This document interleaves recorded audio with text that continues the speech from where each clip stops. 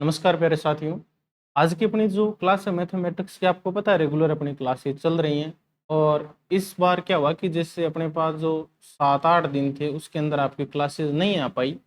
उसके मैं कारण की भी आपके सामने चर्चा कर लेता हूँ कि 7-8 दिन जो अपने पास दिन थे उसके अंदर क्लास नहीं आने का कारण क्या हुआ। ये कि जो कक्षा 10वीं का जो मैथमेटिक्स का परिणाम था वो कुछ दिन पहले आया था, और उत्कृष्ट रिजल्ट देने के उपलक्ष्य में सम्मान समारोह रखा गया जिसमें हमें उपस्थित होना पड़ा। और वहाँ से सम्मानित होने के बाद में हम थोड़ा घूमने चले गए। आपको पता है कि छुट्टियाँ चल रही हैं तो प्रत्येक जैसे विद्यार्थी की ये रहता है कि हम जैसे ननिहाल चले जाएं, मामा के चले जाएं। तो हम भी तो एक टीचर हैं तो हमारा भी थोड़ा सा ये रहता है कि हम भी थोड़ा सा फ्री रहें। तो हमने क्या किया, 2-3 दिन वहाँ घूमने में लगा दिए, तो उस वजह से आपकी क्लासेस नहीं आ पाई। अब आपकी क्लासेज है वो रेगुलर वापस आ जाएंगी। और जो सम्मान समारोह था उसके अंदर उपसचिव वगैरह जो माननीय लोग थे वो उपस्थित थे, जिसका मैंने आपके सामने एक शॉर्ट वीडियो भी अपलोड कर दिया जिसको आप लोग आराम से देख सकते हैं। एक चीज़ आप लोग नोटिस कर रहे होंगे कि जैसे अपने पास प्रश्नावली 1 में आपके सामने जो चीज़ें प्रस्तुत की जाती थी और आज प्रश्नावली 6 में प्रस्तुत की जा रही हैं, उसमें रात और दिन का अंतर आ रहा है। आप देख पा रहे हैं, आप एक बार देख लेना उस क्लास में और इस क्लास में कितना अंतर आ रहा है। ये इम्प्रूवमेंट है, ये आप सब लोगों के सहयोग से हो रहा है। स्पेशल बात बता दें कि आप लोगों के सहयोग से आज हमारी जो फेसबुक पेज है उस पर 3000 लोग जुड़ चुके हैं। और यूट्यूब की बात करें तो इस पे हमारे पास लगभग आपको पता है कि 100 प्लस जो स्टूडेंट हैं वो कनेक्ट हो चुके हैं। अब अगर हम बात करें आज की कक्षा में महत्वपूर्ण क्या है, तो जो आपके पास विस्तार से हल आपको उपलब्ध करवाया जाएगा। उसके बाद में आप ही की कक्षा क्यों देखिए, आपका ये क्वेश्चन भी रहता है। तो आपको ये बता दें कि जो आपको सवाल है वो हल कराने के पश्चात आपको प्रिंटेड जो हल है वो उपलब्ध करवाया जाएगा, जिसको आप लोग डिट्टो अपनी नोटबुक में नोट कर सकते हैं। कक्षा देखने के बाद में आपको गृह कार्य दिया जाएगा, वो आपको घर से करना है। आ जाते हैं अपने मेन जो टॉपिक है उसके ऊपर, और मेन टॉपिक की मैं शुरुआत करता हूँ।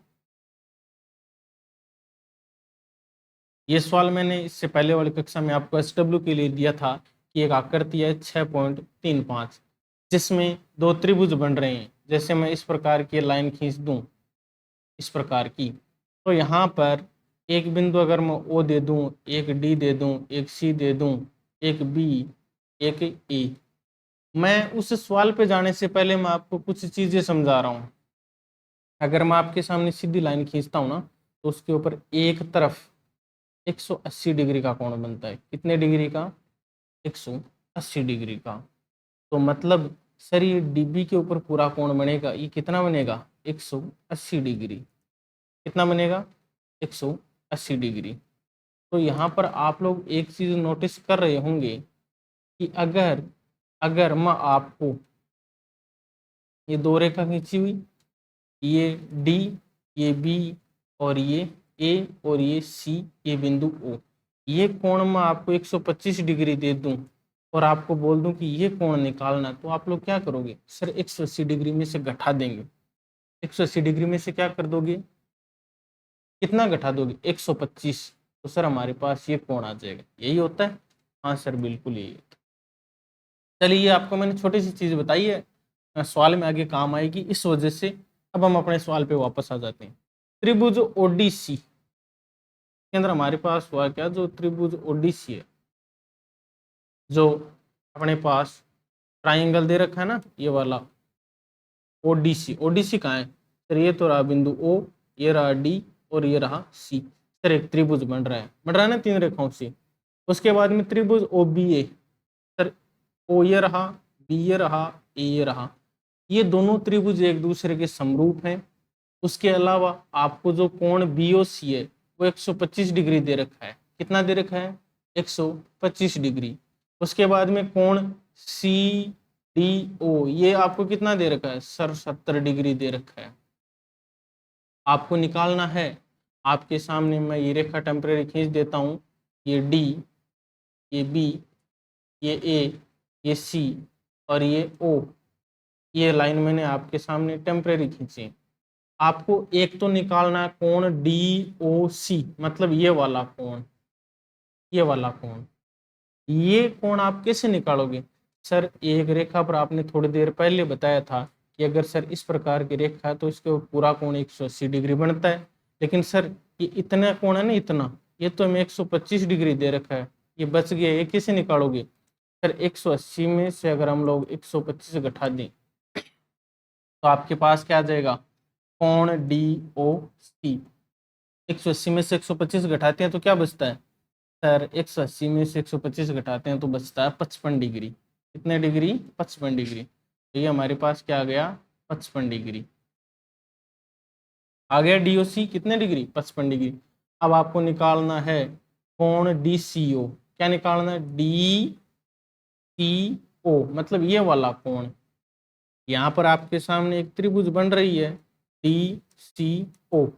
क्या बन रही है? त्रिभुज, जिसमें ये कोण आपने कितना निकाला? 55, ये कोण 70।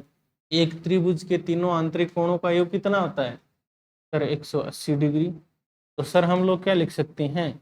हम लोग लिख सकते हैं sir CDO plus CDO plus कोण DCO, DCO प्लस कोण DOC। इन तीनों का योग सर 180 डिग्री है। CDO कितना दे रखा है? CDO सर 70 डिग्री, ये लो 70 डिग्री, प्लस DCO सर नहीं पता, ये तो हमें निकालना है, प्लस DOC कितना दे रखा है? 55 डिग्री, बराबर क्या हो गया? 180 डिग्री। 70 और 55 कितना होता है? 70 और 55 सर होता है हमारे पास 125 डिग्री। तो कोण DCO बराबर 180 में से 125 घटा दो, कितना बचेगा? सर 55 बचेगा। तो सर हमारे पास जो ये कोण है ना, ये वाला, ये भी कितना आ गया? 55 डिग्री। कौन सा? DCO। और DCO मैं आपके सामने रेड जो अपने पास मार्कर है उससे नोट डाउन कर देता हूँ। ये कोण, ये वाला कोण कितना आ गया? 55। ये वाला भी कितना आया था? 55। अब आपको निकालना है OAB। OAB एक होता है बेटा एकांतर कोण। अगर DCO है, ये 55 है, तो OAB भी क्या होगा? 55। एकांतर कोण कैसे बनते हैं वो आपको बना के बता देता हूँ, थोड़ा सा उसका ध्यान दें। ये सब इरेज कर दिया मैंने। इरेज करने के बाद मैं आपके सामने वापस से दो लाइन खींचता हूँ। दो समांतर रेखा खींची, उनको अगर कोई तिर्यक रेखा काट रही है तो आपको एक आकृति बना लेनी है Z। क्या बना लेनी है? Z। मैं इस रेखा का नामकरण कर देता हूं अक्ष, और उसके बाद मैं इसका कर देता हूं A point, B point, Y, L, M। कर दिया मैंने इनका नामकरण। आपको मैंने कहा था आपको Z बना लेना है। Z मतलब ये कोण है ना, ये वाला Z यहाँ पे मुड़ रहा है, ये कोण इस कोण के बराबर होगा। मतलब सर, मतलब आपके सामने मैं बात करूं ना इस A कोण की, तो ये बराबर किसके होगा? इस कोण के।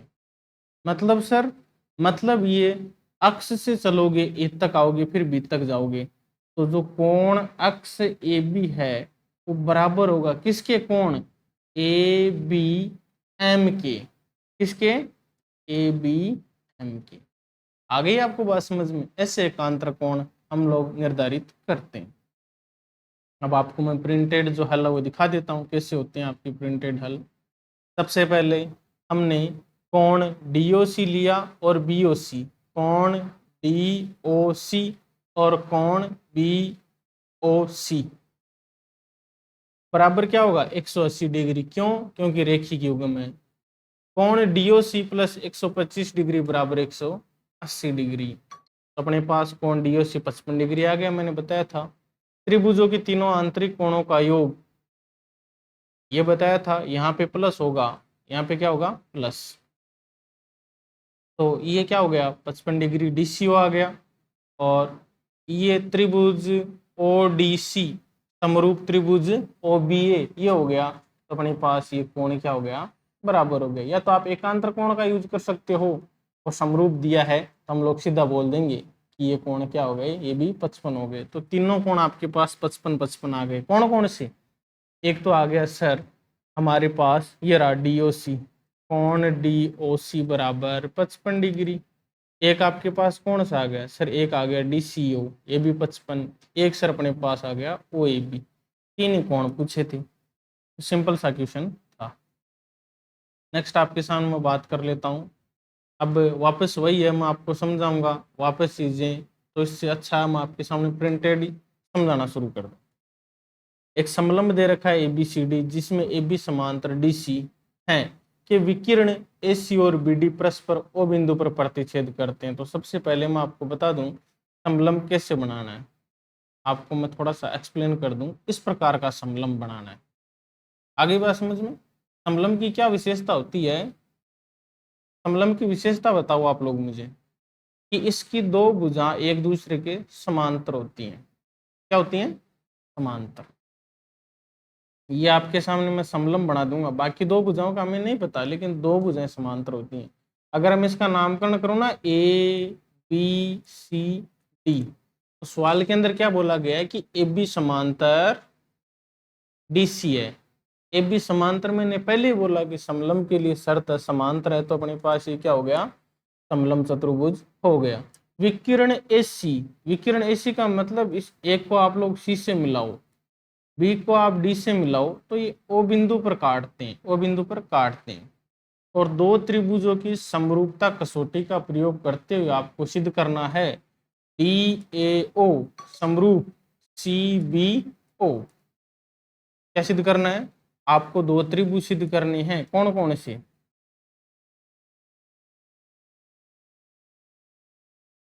DAO और समरूप CBO। तो सबसे पहले हम लोग इसके अंदर देख लेते हैं कि क्या हमें यही सिद्ध करना है या फिर आगे। एक दिन क्या था, सवाल के अंदर मिस प्रिंटिंग थी, तो ये सिद्ध नहीं करना है हमें बेटा, ये सिद्ध नहीं करना है हमें। इसके अंदर सिद्ध करना, वो आपको मैं चीज बता देता हूँ। आपको सिद्ध करना है इसके अंदर OA बट्टा OC बराबर OB बट्टा OD। आपको ये सिद्ध नहीं करना है, क्योंकि इस सवाल के अंदर मिस प्रिंटिंग थी, मैंने एक दिन देखी थी। OA बट्टा OC बराबर OB बट्टा OD, ये आपको इसके अंदर सिद्ध करना है। तो मैं सबसे पहले इसको करना शुरू करते हैं। सबसे पहले हम लोग एक समलंब चतुर्भुज बना दिया। इसका मैं नामकरण कर देता हूं ABCD। B को D से मिलाना है, विकिरण है, और A को C से मिलाना है, विकिरण है। वो बिंदु पर प्रतिच्छेद कर रहे हैं। यहां पर आपको सिद्ध करना है OA बट्टा OC बराबर OB बट्टा OD। जैसा कि आपको मैंने कहा था कि मैं क्या करता हूँ, इससे पहले हमने पढ़ा था ना कि हेल्स ने समान अनुपात का नियम दिया था। कब? जब एक भुजा दूसरी भुजा के समांतर हो। तो मैं यहाँ पर एक काम करता हूँ, मैं यहाँ पर एक पॉइंट लेता हूँ E, और उसको मैं मिला देता हूँ O से। क्या करता हूँ? एक पॉइंट लिया मैंने E और उसको मिला दिया O से। मिला दिया, इसके अंदर छोटा सा काम किया मैंने, इसके अंदर कुछ भी नहीं किया बाकी। और मैंने एक काम किया है, मैंने जो आपके सामने ये ईओ खींची है ना, ईओ, ये मैंने खींची है समांतर किसके? AB के। क्या खींची है? ईओ समांतर खींची है AB के। सवाल के अंदर आपको क्या दे रखा है? AB समांतर है DC के। AB समांतर क्या है? DC। जब AB समांतर DC है, तो AB की जगह हम लोग क्या लिख देंगे? ईओ समांतर DC भी होगा, होगा ना, क्योंकि ये इसके समांतर, ये इसके समांतर, मतलब DC समांतर होगी ईओ के, ईओ समांतर होगी AB के, मतलब तीनों रेखाएं एक दूसरे के समांतर होंगी। इतना काम करते हैं। एल्स की प्रमेय क्या कहती है? एल्स की प्रमेय ये कहती है कि सर आप लोग इसमें से दो त्रिभुज लो। दो त्रिभुज कौन से? एक तो ले लेता हूं मैं आपके सामने ADC। एक तो मैंने त्रिभुज लिया ADC। ADC सर बन कहाँ आ रहा है? तो मैं आकृति बना देता हूं। ACD ओ डी और ये समांतर रेखा जा रही है ई। एक त्रिभुज मैं आपके सामने ले रहा हूं ए बी डी। कौन सा ले रहा हूं? त्रिभुज ए बी डी। त्रिभुज ए बी डी ले लेता हूं। मैं त्रिभुज बना रहा हूं आपके सामने, इसके अंदर मैं तो कुछ नहीं कर रहा, जितनी जितनी चीजें ले रहा हूं एक बार टेम्परेरी, ए डी बी, तो ये समांतर जा रही थी ई ओ। इतनी चीजें मैंने लिखी है, मैंने इसके अंदर कुछ भी नहीं किया। बाकी हमें सिद्ध करना है ओ ए बट्टा ओ सी बराबर ओ बी बट्टा ओ डी। अच्छा, अब मैं पहली आकृति की बात करता हूँ। ये रही पहली आकृति। थेल्स की प्रमेय क्या कहती है सर? थेल्स की प्रमेय ये कहती है कि मतलब एक त्रिभुज आपके सामने, उसमें एक भुजा के समांतर अगर हम लोग कोई एक रेखा खींचे, जैसे मैं ये डीसी है, इसके समांतर मैंने मान लो कोई रेखा खींची ईओ, तो ये ईओ क्या करेगी? बची हुई दो अन्य भुजाएं एडी और एससी, इनको समद्विभाजित करेगी। अर्थात सर मतलब एई के अंदर आप लोग डीई का भाग लगाओगे ना, तो वो बराबर होगा एओ बटा ईओ के। आगे बस। हाँ सर। नेक्स्ट 2 नंबर आकृति की बात कर लेता हूँ। थेल्स प्रमेय कहती है एक रेखा के समांतर हम लोग कोई अन्य रेखा खींचते हैं, मतलब ए बी के समांतर में ईओ खींचता हूं। क्या खींचता हूं?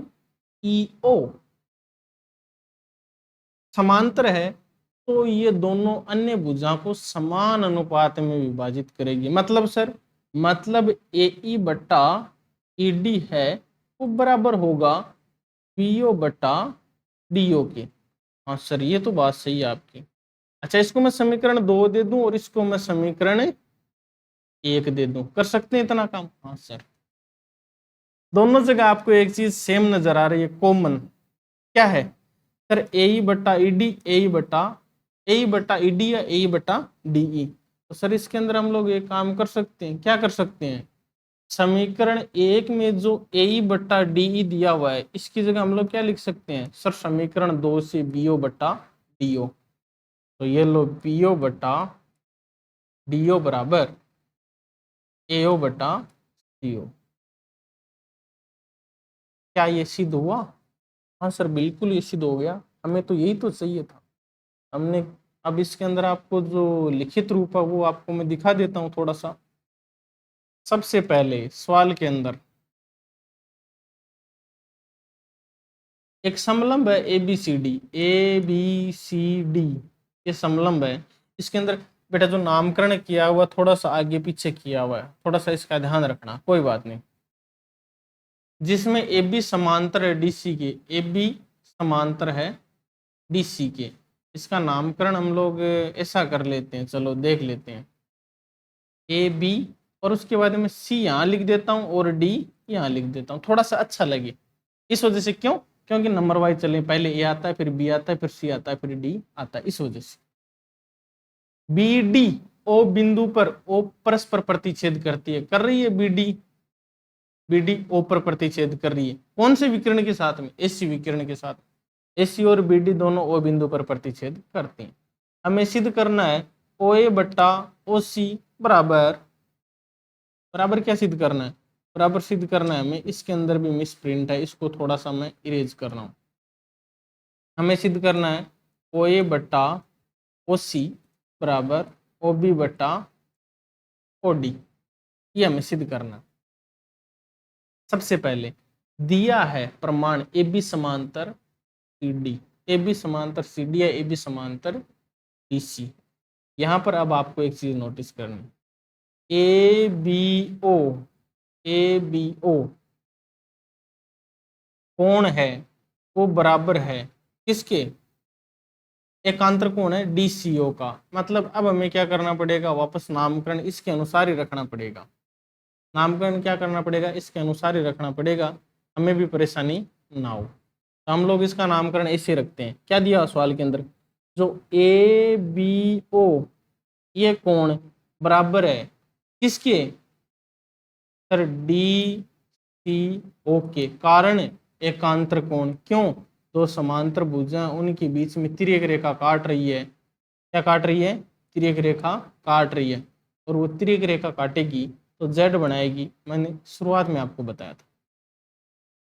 बाद में और चीज, और सर हमें दे रखा है त्रिभुज ए ओ बी। इसके अंदर क्या लेना है हमें? त्रिभुज ए ओ बी, और इसके अंदर हमें लेना है त्रिभुज सी ओ डी। ले लेंगे।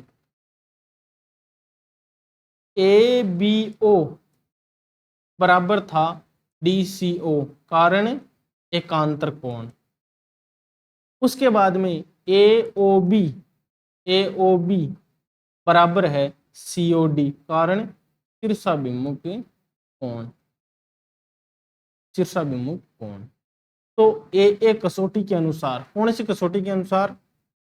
एंगल कसौटी के अनुसार, मतलब दो कोण बराबर आ गए ना, तो ये समरूप हो गए। समरूप हो गए, हमने क्या लिख दिया कि समरूप त्रिभुजों के संगत भाग भुजा के समानुपाती होते हैं। आप चाहें तो इसको ऐसा कर लें, और आप चाहें तो मैंने जैसा आपको डिटेल में करवाया वैसा भी कर सकते हैं। उसके अंदर आपको कोई रोकने वाला नहीं है, आपको अच्छे नंबर देगा। रीजन यही है। देखो बात कर लेते हैं। आपको मैंने जैसा करवाया था वो तो अभी प्रेजेंट ही नहीं है, तो मैं उम्मीद करता हूँ आप लोग इसको थोड़ा सा ध्यान से पढ़ोगे, सारी चीज़ें रखोगे। तो हमारे जो 3 क्वेश्चन हो गए, चौथा क्वेश्चन मैं आपको घर से करने के लिए दे रहा हूँ। और आज की क्लास को हम लोग यहीं पर विराम देते हैं, क्योंकि थोड़ा सा अभी 7-8 दिन हो गए, तो आपको भी पता है कि वर्क में लगने में थोड़ा सा टाइम लगता है वापस। तो अपने साथियों के साथ इसको शेयर जरूर करें। बाकी अब मैं धीरे धीरे एक प्लानिंग कर रहा हूँ आप लोगों के साथ। डेली क्लास नहीं दूंगा आपको, मैं क्लास दूंगा प्रत्येक संडे को। सर उसका फायदा क्या होगा? प्रत्येक संडे को मैं कोशिश करूंगा कि पूरी जो प्रश्नावली है, कितनी, जैसे छठी प्रश्नावली की बात करें तो छठी प्रश्नावली 7वीं है, तो वो पूरी प्रश्नावली 7 आपके साथ में डिस्कस कर दूं। मतलब एक संडे को एक प्रश्नावली पूरी। आगे बात समझ में?